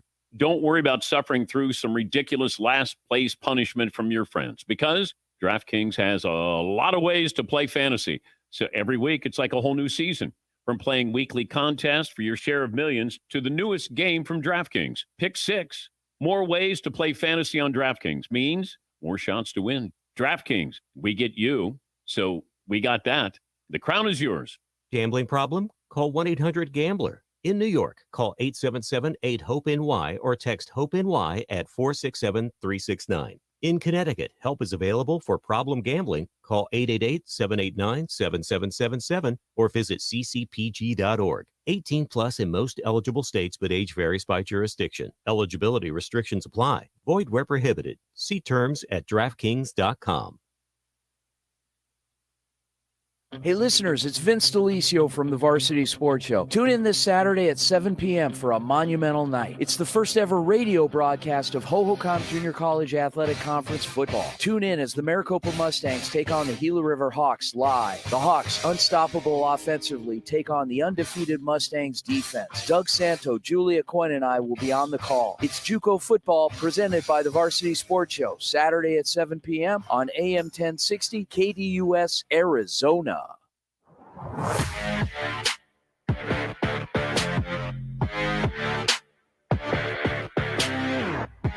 Welcome back to the program. Lunch break, KDUS AM 1060. Chris Schubert here with you. 602-260-1060, the phone number for you to join the conversation. We are adding stories as the show goes on for the leftovers, the last segment of the show where I get to all of the stuff that we were unable to get to throughout the course of the other hour and 45 minutes of the show. And a bunch of stuff is happening behind the scenes that we are going to add to the leftovers. So that's coming up here in just a little bit. And we continue our deep dive throughout the week here of the Cardinals' upcoming matchup with the Los Angeles Chargers on Monday night. I will save my official prediction, my official pick. If I'm going to make one, it will be on tomorrow's show via the Schubert 6, my 6 confidence picks for the week in the NFL. So if it is a part of that, you will hear that tomorrow. If it is not, I will offer a cowardly prediction on Monday, because my predictions on Monday don't matter because they're not part of the Schubert 6. So that's why we refer to it as a cowardly prediction. But we will continue our preview of the Chargers. Yesterday we laid out how this is just a bad matchup. The strengths of the Los Angeles Chargers line up almost beautifully with the weaknesses of the Arizona Cardinals as we sit right here entering week 7. So let's flip that. Let's try to find a Chargers weakness, and let's try to figure out if the Cardinals are able to exploit it. And if you are going to put together a recipe for beating the Los Angeles Chargers, just looking statistically at what has plagued them so far this year, it is going to involve the passing game on both sides of the ball. I gave you a lot of numbers yesterday about the running attack, the defense of the Chargers, their time of possession, turnovers, all of the numbers that you would expect for a Jim Harbaugh team. I laid that out for you yesterday.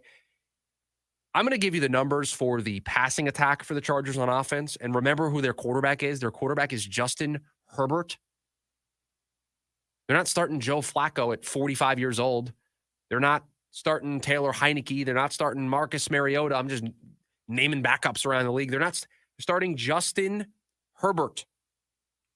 They are 30th in pass play percentage. Now, that's not a surprise. When you remember yesterday, we talked about how much they run the football. But they're 19th in completion percentage. They're 24th in yards per pass. They're 32nd in passes per game. Again, that's not a surprise. And they're 29th in pass yards per game and 25th in QB sack percentage.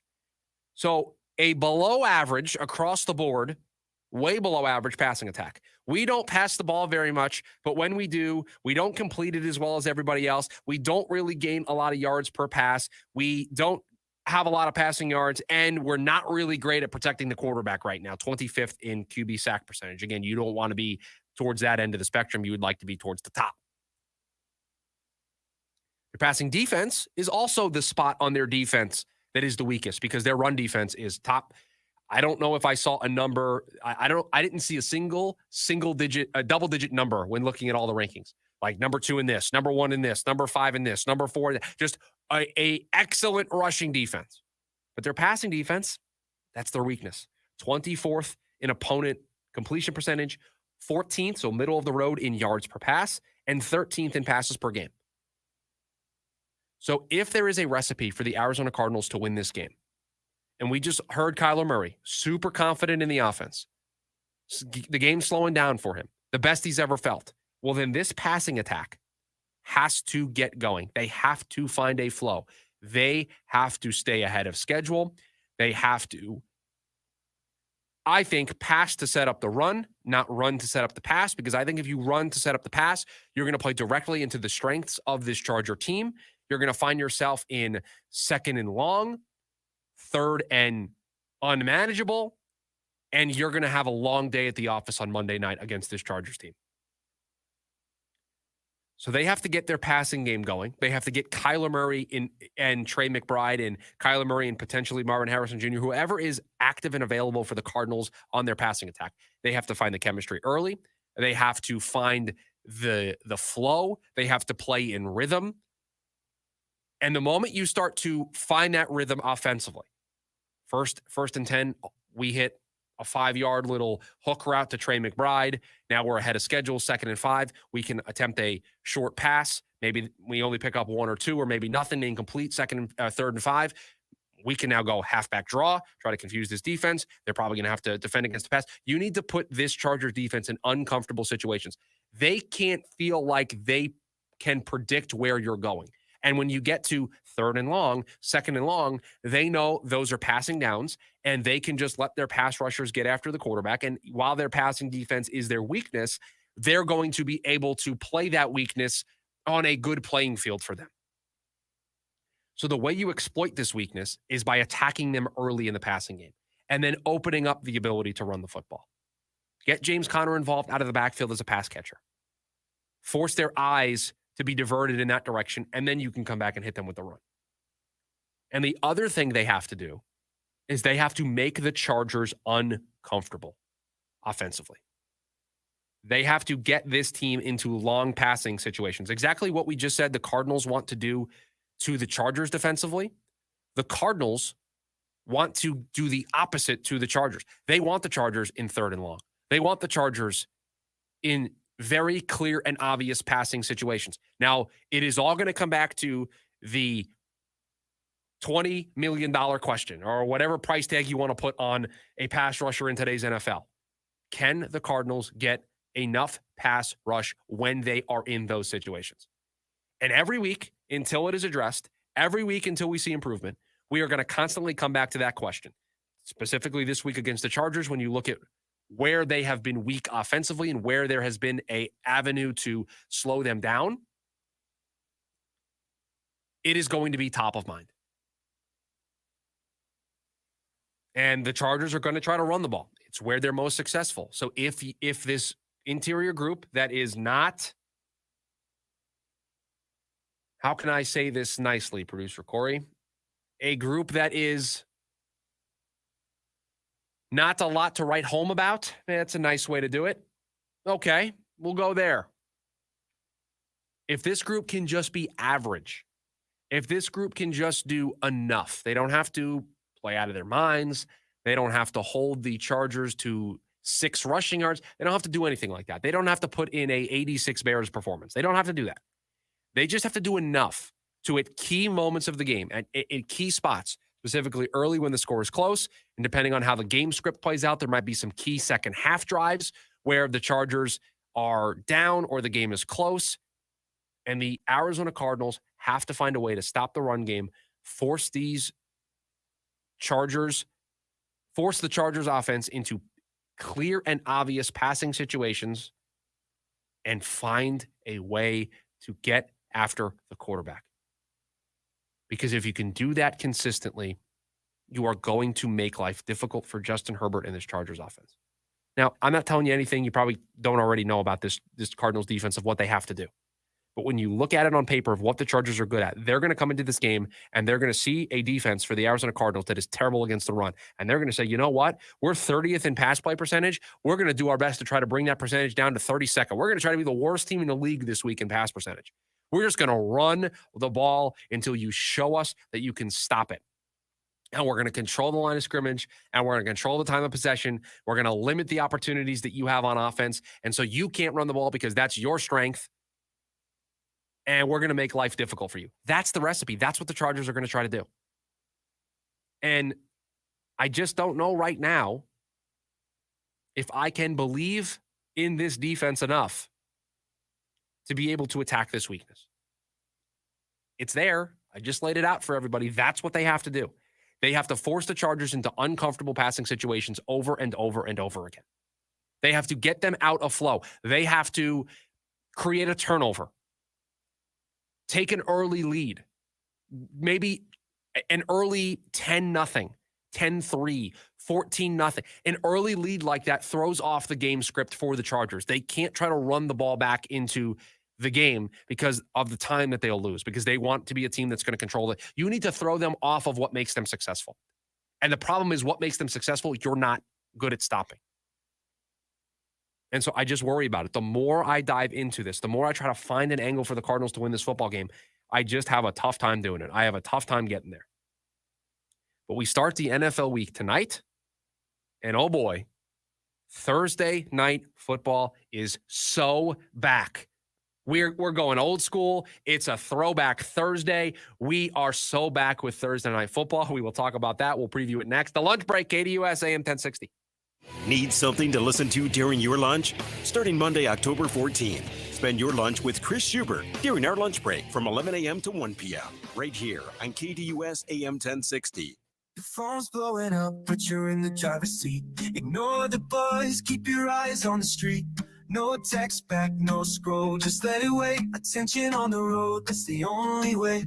Phone's blowing up, but you're in the driver's seat. Ignore the buzz, keep your eyes on the street. No text back, no scroll, just let it wait. Don't drive distracted. A message brought to you by the National Highway Traffic Safety Administration, Project Yellow Light, and the Ad Council. You want an easy way to feed your friends? You get a Jersey Mike's catering box. You want an exciting radio idea? You get me. Like this. There's a Jersey Mike's catering box off the coast of Corsica that needs rescuing. Me and a team of mercenaries go in, barrel rolling past the sleeping guard, and we find the catering box in a secret bunker. I say, men, let's get these 12 subs home. But they're already eating them. That's the problem with mercenaries. You can't trust them. The Jersey Mike's catering box, a sub above. Don't let car service overwhelm you. The choice is simple. Choose practical. Choose Brakes Plus. We'll guide you through the repairs and provide transparent pricing without all the fancy extras. Mention this ad for $10 off an oil change. Visit BrakesPlus.com to schedule your appointment today. Brakes Plus, where practical people go for exceptional service. When America says, give me a break, America comes to Brakes Plus. Welcome to Barney Farms, your new home in Queen Creek, an oasis of comfort and excitement, where the outdoors feels as much a part of your home as the home itself. Visit FultonHomes.com. Fulton Homes, you're proud to own, we're proud to build. Teeth are amazing. That's why at Affordable Dentures and Implants, they believe it's time the world sees your smile. With new financing options available, you don't need to wait to get your smile back. 6 practices in the Phoenix area open to serve you. Schedule a free new smile consultation. Call 1-800-DENTURE or visit AffordableDentures.com to find a location near you. Services provided by an Arizona licensed general dentist. Affordable Dentures and Implants. Go ahead and smile. Go ahead and smile. What's going on at Santan Ford? That's right, the Brontober sales event all month long. Santan Ford's taking $5,000 off MSRP on every Bronco in stock. Full size, Sport, or Bronco Raptor, it doesn't matter. If it's in stock, you'll get $5,000 off MSRP. Oh, thanks. I almost forgot. As an extra treat, Santan Ford will throw in $1,000 worth of free accessories. Don't miss the Brontober sales event at Santan Ford going on now. Restrictions may apply. See dealer for details. We are Santan Ford. Every day, safe, prepared, informed. Every day, safety is our top priority. At APS, we consistently make updates to our electrical system to keep our crews and customers safe around electricity. Remember these tips. Put safety covers on wall outlets. Call 811 before you dig to have the location of underground wires marked. And stay at least 100 feet away from downed power lines. For more ways to stay safe around electricity, visit aps.com/brighter. Hey, Phoenix, Doug Gottlieb here. I'm bringing the best sports talk weekdays to you, 1 to 3 p.m., right here on KDUS AM 1060.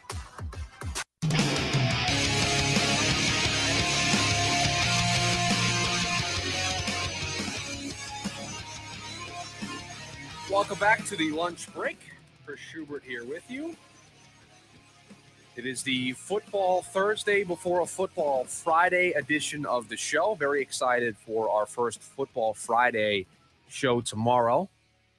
I'll make my picks. We will go through the games to watch. We will do just football wall-to-wall tomorrow to close out the week here on the lunch break. The debut week for us here on the station with the new show. Very excited, appreciative of everybody who has listen, consume the show however you may have done so, whether you're watching the videos on YouTube, you're joining us during the live stream, you're listening on the app, you're listening to us here on the radio, however you are consuming any of the content that we have been putting out here with the launch of the new show, just know that we very much do appreciate it. And we thank you for joining us again during your lunch break on our lunch break here at KDUS AM 1060. Although I said this yesterday and I'm feeling it again today, it's our lunch break and I'm not eating lunch. Like, I have to eat lunch after the lunch break.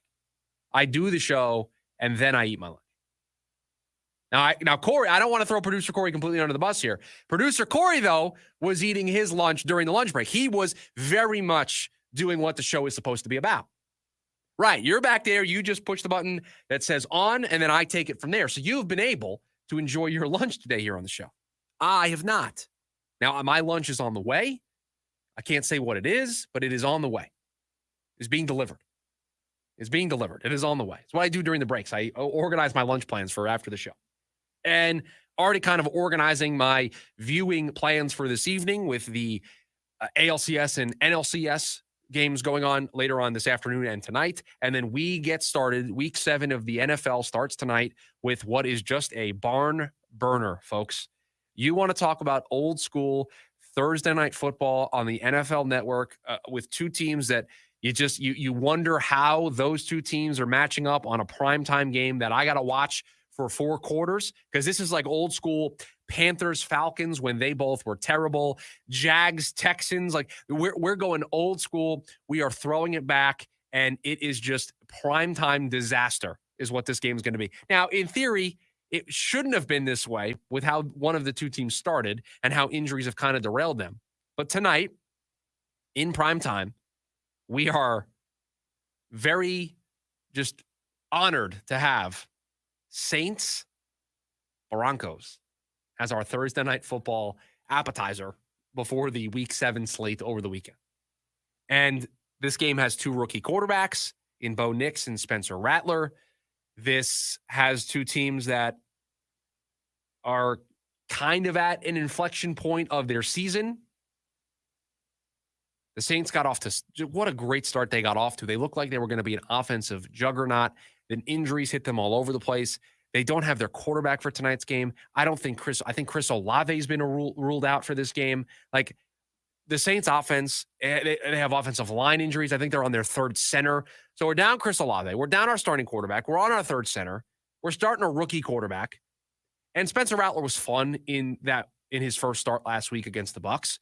They got blown out, but he was fun. He was exciting. He showcased the skill set that led him to be drafted that you saw in college.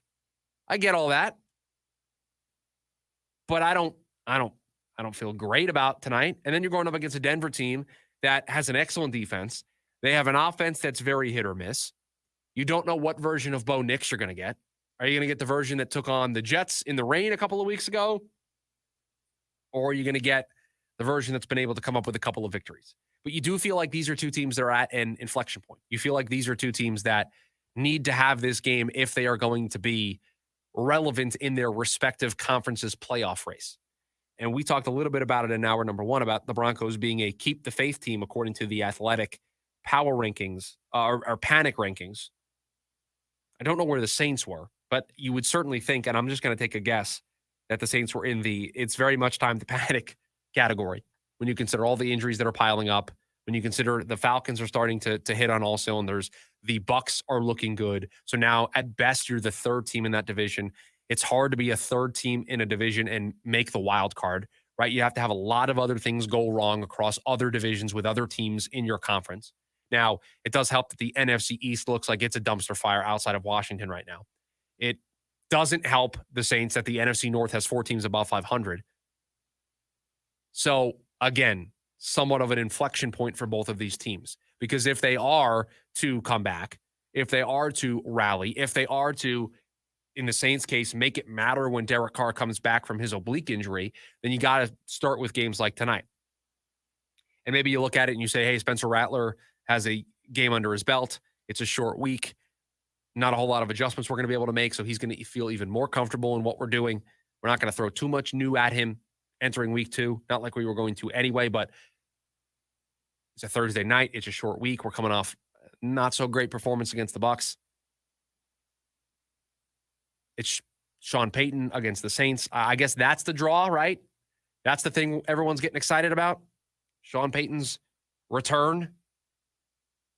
I don't know. I just can't get too excited. I can't. I can't get too excited for Saints Bucs or Saints Broncos because I just look at it and I just keep seeing that we got a 3-3 and a 2-4 team. We got 2 rookie quarterbacks. Everybody's hurt. Like, let's play a little fun game here. I'm going to open up the ESPN app on my phone and I'm going to go to the game preview and I'm just going to see what the injury report looks like for this game tonight. I'm just going to see who's not available. You've got Pat Surtain out. You've got Pete Werner, Cesar Ruiz, Rashid Shaheed, no Derek Carr, Chris Olave we don't know about, no Taysom Hill. I mean, there's just injuries all over the place. And that was just what ESPN decided to show me. There's probably other injuries, other players banged up. I don't have the injury reports for the 2 teams up here, but my goodness, this is going to be some ugly football tonight. And so I have a decent feeling that I will be more glued to the baseball. I will be more glued to the LCS, the NLCS in particular, with the Mets and the Dodgers over Broncos, Saints. Now, here's the question. Will we see a loud reception for Sean Payton in his return to New Orleans? Part of me thinks yes, he won a Super Bowl there. I know the way things ended there with him and Drew, and with the way that I think there are some people that feel like Sean got out the moment things were really going to get bad and things were really going to be a mess, and he didn't want to have to work through that, and then he goes to TV for a year and then immediately comes back. So I could see the case for him to get booed. I don't think so. They're going to put a nice video up on the Jumbotron there for him, or the big screen, whatever you want to call it. And I think he'll get cheered. He won a Super Bowl there. Their peak success as a franchise was while he was there. I don't think the exit was that horrible. I don't think it was that tenuous. I think there are some people that are obviously upset about the way that he left, but at the end of the day, you kind of probably understood it a little bit. And so I don't think he's going to get booed. But that's the draw. That's what the NFL is selling us on. They're selling us Thursday Night Football tonight, and they're saying, nah, you don't have Derek Carr. Probably don't have Chris Olave. Don't have Rashid Shaheed. Don't have a lot of the star players. You got 2 rookie quarterbacks. You have teams, at least on one side, that aren't known for lighting up the scoreboard in Denver. You have a Saints team that's kind of going the wrong way offensively. So you know what? Sean Payton's return to New Orleans. That's what we've got for you. That's what we've dialed up for you here. Great. That's going to last all of about 60 seconds. And then the football game is going to be played. And I've decided already. I've preemptively decided. I'm going to have the baseball game on the big screen. And then I will, on the side, have the football game. I will watch both. Because we got to watch football. It's going to be a Football Friday tomorrow. It's required. But the attention's going to be on the baseball game because this is just not, it's not a sexy matchup. This is not a matchup you have to go out of your way to see. What did we have last week? We had the Falcons play and they made a big comeback. That was fun. This one, I don't get fun vibes from Thursday Night Football tonight. Now, maybe the 2 teams involved will prove me wrong and it will be an entertaining game and it'll be the perfect appetizer for week 7. Maybe that will be the case. But my immediate instant reaction is that we are so back with Thursday Night Football being just an absolute mess. What does next week look like? That's how I'll know that we're trending in the direction of Thursday Night Football back to being a snooze fest on a weekly basis. Because this week we're starting to get there with Broncos and the Saints. So I'm Producer Corey, I'm doing the thing that you're never supposed to do in radio. I'm trying to do something on the fly, and now the app's not working. So maybe we'll save that, and we'll make that part of the leftovers, that I will do the research here during the commercial break of what the Thursday Night Football schedule looks like over the next couple of weeks to see if we are trending towards the direction of Thursday Night Football going back to being a snooze fest. So we'll do that in the leftovers. Speaking of the leftovers, we'll do that. We have the NCAA going after Oregon. We have a very interesting NBA injury story that I think somewhat impacts the Phoenix Suns and their pursuit of returning to the playoffs in 2024 and 2025. So we will get to all of the stuff that we were unable to get to, or the internet would not help us with throughout the course of the first hour and 45 minutes of the show. We will do it. It's the leftovers. Next, the lunch break, KDUS AM 1060. Catch the Doug Gottlieb Show weekdays from 1 to 3 p.m. right here on KDUS AM 1060 and online at KDUS1060.com. You're busy. We get it. Life moves fast, like watching your favorite team in the final minutes of the game. It feels like there's no time to catch your breath. But for the next 10 seconds, this is your time to center yourself like the pros. Deep breath in. Deep breath out. Feel that? A little more relaxed, like the calm before a big play? Now that your mind's a bit clearer, let's talk about something that can feel like a mental game right now. Voting. This election has been intense, kind of like watching your favorite team's season of ups and downs. Sometimes it feels a little easier just to tune it out, but being a part of the action is what counts. We can't have anyone sitting on the sidelines. Voting is the ultimate act of self-care. It's not just about you, it's about everyone in the stands and on the field. We need everyone in the game. So follow the voting playbook. 1, check your registration. 2, check in with yourself. And 3, check your voting plan. Head to rockthevote.org today and show up for your future self and for the team. Let's play Star Radio Jeopardy! The answer is Thomas Crapper. Who invented the toilet? Correct. Let's try another. The answer is Parker and Sons. Who installed Crapper's toilet? Close. Who's been the Valley's leading plumbing, drain cleaning, and AC company for over 30 years and won the BBB Torch Award for business ethics? Correct. Keep yourself out of plumbing jeopardy. Call Parker at 602-2-REPAIR. That's 602, the number 2, then REPAIR for Parker and Sons. Looking to sell your home? Hi, I'm Andrew the Home Buyer, and I love making it easy to sell your house. I'll personally come and give you a cash offer the same day we meet, and I'll beat any other offer. It really is that easy to sell your home, and no need to clean or fix anything. I'll buy it in as-is condition. Call me, Andrew the Homebuyer, today to get your same-day cash offer. Visit andrewthehomebuyer.com. Every Monday night, check out Ray Adams as he hosts the Monday Night Golf and Lifestyle Show from 6 to 7 p.m. here on KDUS AM 1060.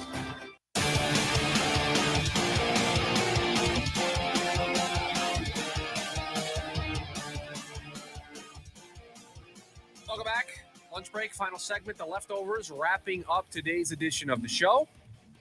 And this is what happens when you can have the time to do the research and not try to do it on the fly. Thursday Night Football. This is kind of the blip. We're going to be back next week. We got Minnesota against the Rams. Then we got Texans, Jets, Bengals, Ravens. And we're good through like Thanksgiving. Now, wait a minute. The Thursday, November 21st is Steelers, Browns on Thursday night. Now I believe that's not Thanksgiving night. That's the week before. But that game might not be great, depending on where Cleveland or where Pittsburgh's at that point, because we know where Cleveland's going to be. So we're okay. We've had a great run up until this point, I think, so far. Most of the games have been good. And so this is the one that's going to be very much like, I think, Jets, Patriots, where it's just going to be like, this is not fun. I don't know what I'm doing on a Thursday night watching this. And then we're going to be back for the next, I would say, 4 weeks. So that's good. So we're good there. We're good there. Now, I teased an NBA story that I think is pretty important for Suns fans, because we learned a little bit ago via, I believe, new NBA insider for ESPN, Shams Charania. I believe that's who it's from. That Clippers star Kawhi Leonard is going to be out indefinitely to start the season, meaning he's not going to be there at the start for the Clippers. They don't know when he's going to come back from this injury, and they are trying to figure out the path for him to return to this team. He has inflammation in his right knee.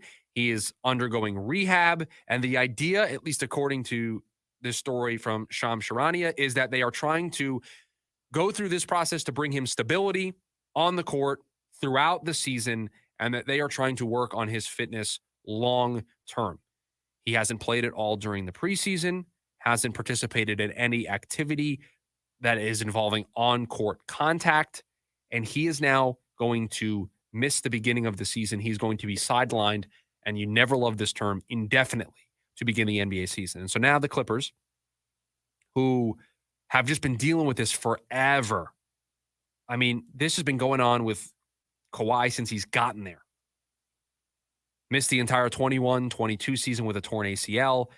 Since joining the Clippers in 2019, this is a fun stat for everybody, he has missed 179 of a possible 435 games. Played in 52 regular season games in 22-23. Tore his right meniscus during that first-round playoff series against Phoenix, but then played in 68 regular season games last year. It's just the Clippers can never see their vision come to fruition because they've just never been healthy. They had Paul George, they had Russell Westbrook, they had Kawhi, they had James Harden. They just were never able to gel as a group because they never were on the court enough. And they feel like a team that missed the window, missed the opportunity, and it's not going to look pretty. Because Paul George is gone. You now have Kawhi starting on the injured list, or at least not going to be with the team. And so they feel like a candidate to miss the mark this season. Because last year, let's very quickly look at last year's standings. They finished as the 4 seed, 51-31. Does anybody feel like they're going to win 51 games again this year? Does anybody feel like they're going to be the 4 seed? You look at the teams that were above them. Is Oklahoma City Thunder going to be back next year? More than likely. Or this year. Denver. I don't know about Denver. Denver's interesting to me. Minnesota, they did trade Cat, but they're still a well-rounded group. I love the players that they added. I think they're going to be in the mix. Dallas went to the finals last year. You know they're not going anywhere. The expectation is for the Suns to take a step forward. You think San Antonio's a team's on the rise. If Memphis has John Morant healthy, the Kings, are they going to have as bad of a year to be a play-in team? Golden State, are they going to have as bad of a year and be a playoff team? New Orleans, if Zion is healthy. Like the Clippers feel like the perfect candidate to be one of the teams that were in the playoffs last year is 1 through 6 and that we're in are going to be a team that is either going to be all the way out or they're going to be a team that is fighting in the play-in. They feel like they are never going to be able to get everything going together at the same time. And they're dealt a huge blow immediately with Kawhi being out indefinitely. Words you never want to hear when you are a fan or a supporter of a team. Now, another story here for the leftover, and this is probably going to be our last story of the day that we get into. And I don't know how many people watched the game the other day between Oregon and Ohio State, but the NCAA watched what Dan Lanning did, and they have closed a loophole that Dan Lanning and the Oregon Ducks used to shave off time at the end of that game on Saturday against Ohio State. So before the ball was snapped on a play with about 10 seconds to go, Oregon sent a defensive back onto the field. So they had an extra defender. So now Oregon had 12 men on the field. So Ohio State didn't complete the pass, but the defense was penalized for illegal substitution. So they gave up 5 yards, but 4 seconds came off the clock. So now there were only 6 seconds left, and they only gave up the 5 yards, but the play drained the time. So they had an extra defensive back to make it harder for the opposition to complete the pass and move the ball down the field. So they, quote unquote, cheated. They put an extra player on the field, but with the idea of we're not going to let you gain any extra yards. You're not going to get a big play on us because we have an extra defensive back. We have an extra person out there to cover what you're trying to do. And so they did that, and Dan Lanning admitted as much as that was obviously something that they had worked on. And so the NCAA has decided that they are going to close this loophole. This according to a ESPN story. Quote, in a release Wednesday, this happened yesterday, the NCAA issued a new rules interpretation on how to handle a penalty for 12 players on the field in the final 2 minutes of either half. If the defense has 12 players actively participate in the down, the offense can choose, along with the 5-yard penalty, to have the game clock reset to the time that had been displayed at the snap. No time change would be made if there were 12 players, but one of them was attempting to leave the field and did not affect the play. So let's talk about this, because while part of me feels like, man, this feels like you're punishing a coach for looking at the rules and seeing the rules and saying, you know what, I can manipulate a currently standing rule to my advantage. And yes, he violated a rule, but he took the penalty that the rule applied. That's what my penalty is for putting a 12th guy on the field. Okay, I'll take the penalty. I'm good with that. Accept the penalty. Move him up 5 yards. So it does feel like you're punishing a coach for finding the loophole in the rule book. But there's another part of me that goes, well, if you're going to do this, don't admit that you did it. Don't admit that it was on purpose, because now you force the NCAA's hand, because now everybody's going to do this. Where if Dan Lanning would have just been quiet about it, or if he would have just been like, no, we got to clean that up. We can't be giving free plays. We can't, move guys. If he would have just tried to sell it a little bit more, then maybe we wouldn't have a situation where the NCAA would have changed this rule and he could have kept doing it, or other teams could have figured it out. But the moment he kind of smiled and, talked about how it's something obviously that we work on, okay, you're not helping yourself, Dan. You're not helping your case. And so I think the NCAA was left with no choice. Now, in a rare feat of brilliance by the NCAA, I actually think they got this right in the way that they worded it, because it has to be within the final 2 minutes, because that's normally when you would see a coach or a team try to pull a fast one like this. It was, in this case, it was with 10 seconds left. It was with, 2 plays left in the game, and they put them on the field to kill time and make sure that there were no big plays that were going to be allowed. But despite having the 12 men on the field, they were only going to get the 5 yards and time was going to come off the clock. So it's got to be within 2 minutes. And the player has to actively participate in the down, meaning it's exactly what Oregon did, that it is designed on purpose to be like, we are going to play with 12. It's 12 on 11. We're adding an extra safety. We're adding an extra corner.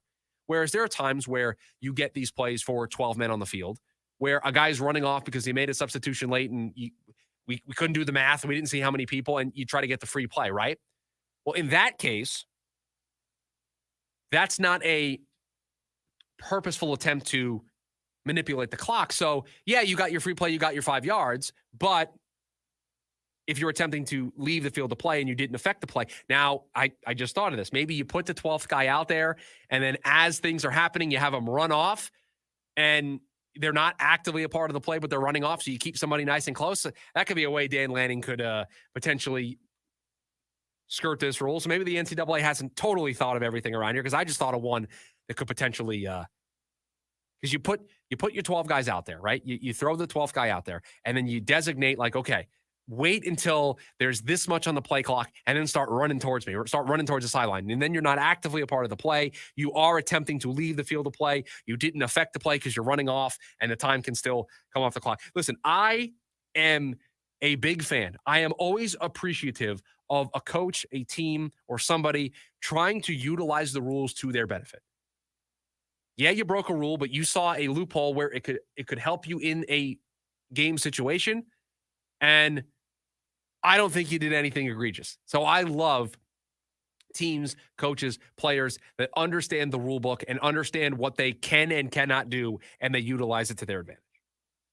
Now, again, maybe you shouldn't have been so braggadocious about it after the fact. And I this feels like this only happens in NCAA because they have all of these rules. I will tell you, Bill Belichick was always good at this stuff in the NFL. These weird rule quirks with the clock where you're able to drain time by taking a penalty or doing a certain action. Like, he was always good at that. I can remember a Monday Night Football game where I think he did it against the Jets, where he was able to burn like 10 seconds off the clock by doing a specific thing, like taking a delay of game in a weird spot. Like, he's always good at that. And that's what the best coaches do. The best coaches, the best organizations are always looking for unique ways to gain an edge. Legally, we're not spying on other teams, Bill. We're not deflating footballs, Tom. We're not doing that kind of stuff. But within the rules, within the way the rules are written, I think there are cool ways to do things like Dan Lanning did on Saturday. Unfortunately for him, it's been caught, and the NCAA has cracked down on it, and he's not going to be able to do it again. But interesting to see. So there you have it, the leftovers here today on the lunch break. That's going to do it for us here on the Thursday edition of the show. We've got a Football Friday, jam-packed Football Friday edition for you tomorrow. We appreciate you making this show a part of your lunch break on our lunch break. Everybody have a great rest of your Thursday. We will talk to you tomorrow, KDUS AM 1060.